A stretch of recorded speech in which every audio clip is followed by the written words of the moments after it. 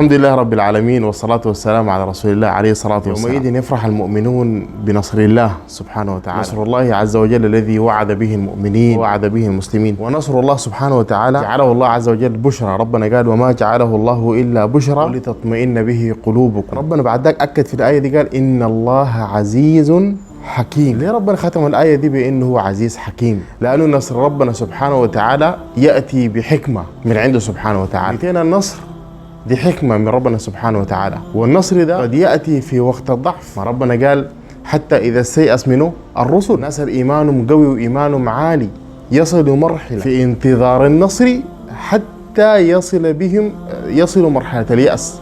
يا أخي عليك النصر شنو؟ يا أخي على الناس زي قدر شنو؟ يا أخي الناس زي اللي عندهم، يا أخي الناس دعماهم كده ودولة كده ودي مؤامرة كبيرة وما عارف يستيأس. مش الناس التعبانين زيي وزيك، لا الرسل يا أخي، الناس إيمانهم عالي ومؤمنين، مش مؤمنين رسل، وظنوا أنهم قد كذبوا. يعني معقولة ما في نصر؟ معقولة يا أخي إحنا تعبانين ساي؟ الله ما قال بينصرنا؟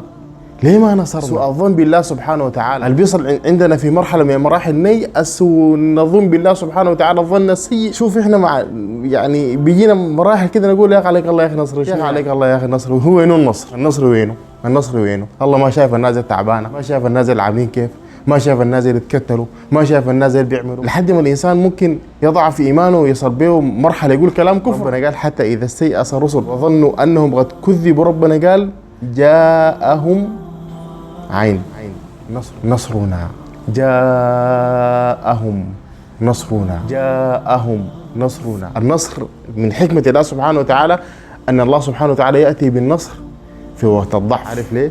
لأن ربنا جيبه في نهاية الآية قال إن الله عزيز حكيم، لأنه النصر ده يعز الله سبحانه وتعالى به المؤمنين انتظروا وعده وصدق الله وعده والله لا يخلف الميعاد.